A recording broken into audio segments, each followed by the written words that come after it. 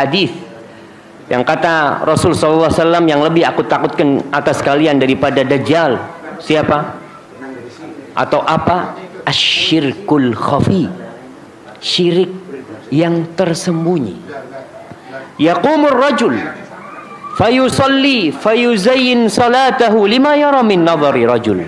Kata Rasul SAW itu orang sholat nih, kemudian dia tunjukkan sholatnya sehingga nampak baik karena ada orang yang ngelihat. Itu yang paling aku takutkan, karena dia akhirnya tidak lillahi ta'ala. 3 golongan yang subhanallah, hadis Abu Hurairah ini harus selalu menemani kita dalam perjalanan kita beramal. Harus selalu menemani kita agar kita bisa ikhlas. Rasul sallallahu alaihi wasallam dalam hadis riwayat Muslim dan Tirmidzi, dan hadis ini sahih, beliau mengatakan awwalu man tusa'ar bihin nar yaumal qiyamati salat. 3 orang yang akan menjadi koreknya api neraka. Kita lihat 3 orang ini subhanallah, nggak ada yang perampok, tidak ada yang pencuri, pemerkosa, pezina, enggak. Semuanya orang-orang soleh jemaah.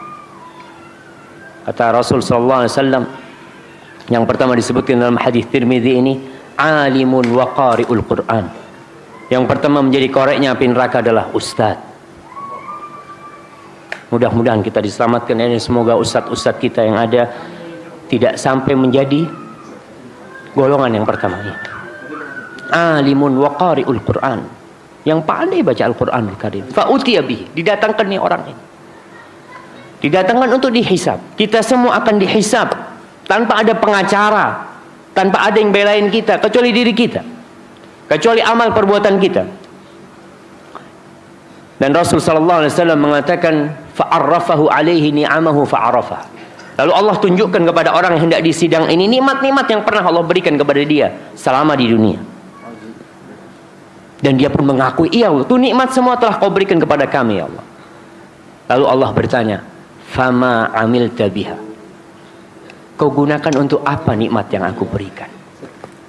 Kata orang ini, ta'allamtu fik wa 'allamtu an-nas wa qara'tu fika al-Qur'an. Ya Allah, ta'allamtu fik, dengan nikmat yang kau berikan kepadaku, aku nyantri, aku ngaji, aku belajar, aku sekolah untuk dapat ilmu, untuk mengharapkan ridhamu ya Allah. Perbuatannya betul, dia nyantri, dia sekolah, dia datang ke kajian.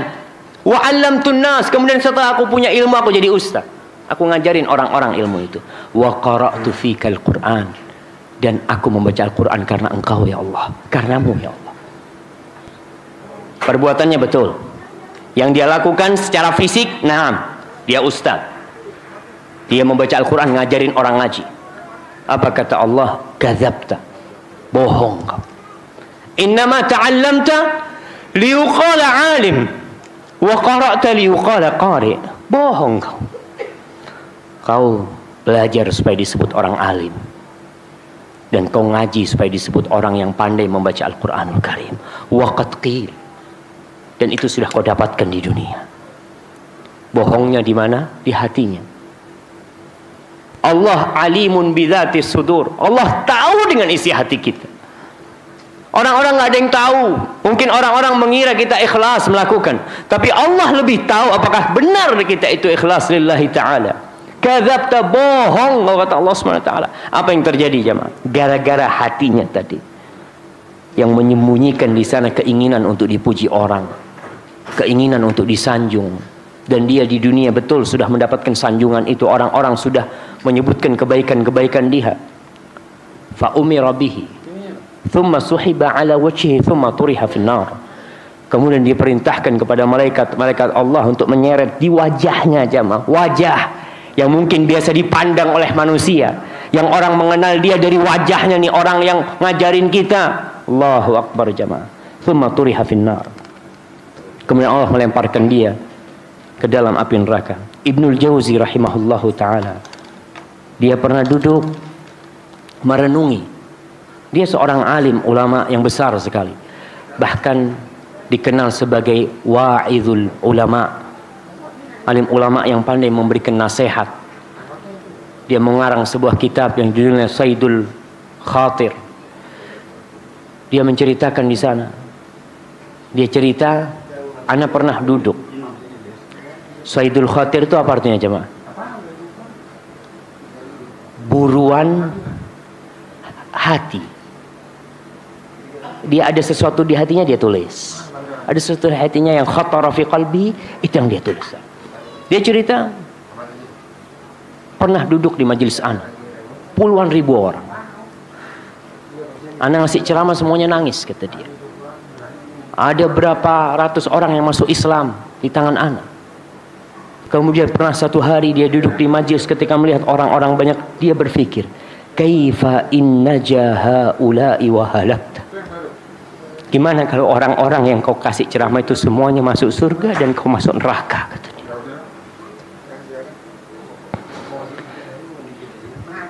Lalu Ibnu Jauzi berdoa, Allahumma in adzabtani ghadan. Ya Allah, kalau kau besok mengazab aku, jangan kau kasih tahu orang-orang itu. Li'alla yuqal, agar supaya tidak tersebar pembicaraan azaba man da'a ilaih, azaba man dalla ilaih, supaya orang-orang enggak ngomong gimana Allah itu mengazab seorang hamba yang ngajak orang-orang kepada Allah. Subhanallah jemaah. Wallahi masalah hati ini masalah yang dahsyat sekali. Maka harapan kita semoga Allah menjadikan amalan kita semua ikhlas lillahi ta'ala. Yang kedua, yang akan menjadi koreknya api neraka,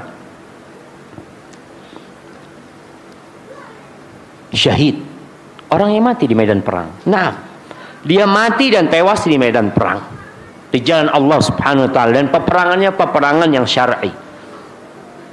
Lalu didatangkan untuk disidang. Fa'arrafahu alaihi ni'amah fa'arrafa. Sama Allah tunjukkan, sebelum Allah menghisab, Allah itu menunjukkan tentang nikmat-nikmat yang Allah berikan, supaya orang ini sadar. Kita juga harus sadar semua bahwa semua nikmat itu dari Allah Jalla Jalaluh. Kita bisa datang ke pengajian ini karena Allah Jalla Jalaluh. Kita bisa naik mobil kita, siapa yang ngasih mobil kita? Siapa yang ngasih motor kita? Siapa yang memberi dorongan niat di hati kita? Allah Jalla Jalaluh.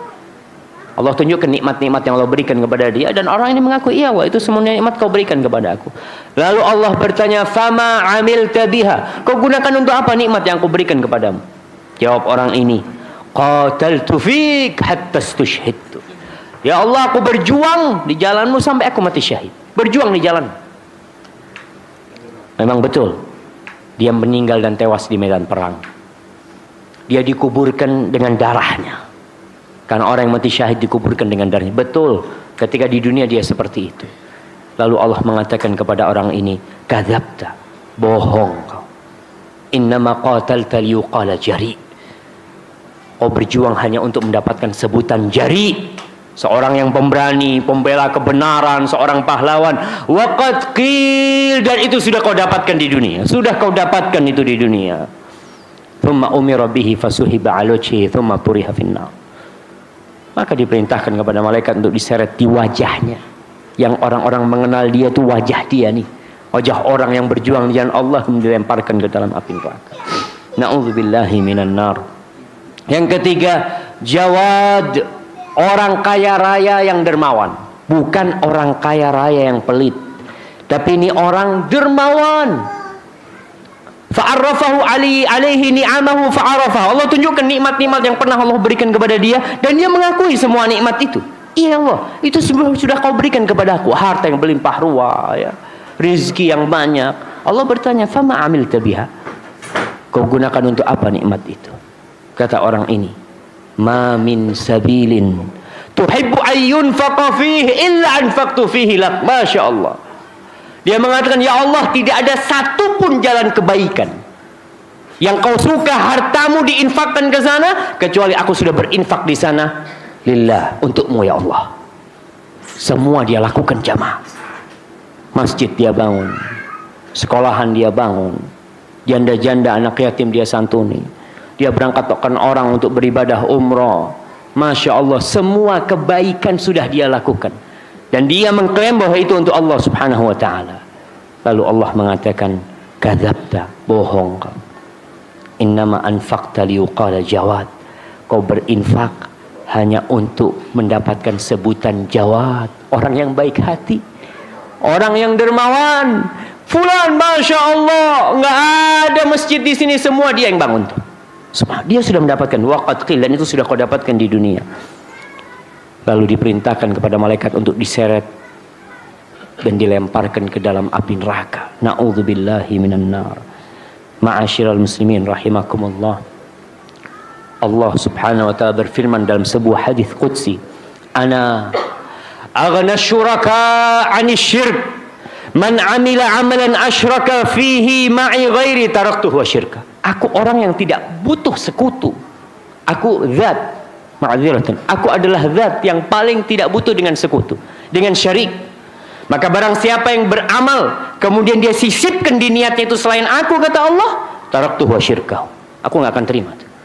Aku biarkan dia bersama yang dia sekutukan. Saya suruh cari pahala dari orang-orang. Apakah bisa memberikan pahala kepada dia? Apakah bisa memberikan manfaat kepada dia? Nggak ada, jemaah. Karena pada hari itu hanya milik Allah subhanahu wa ta'ala.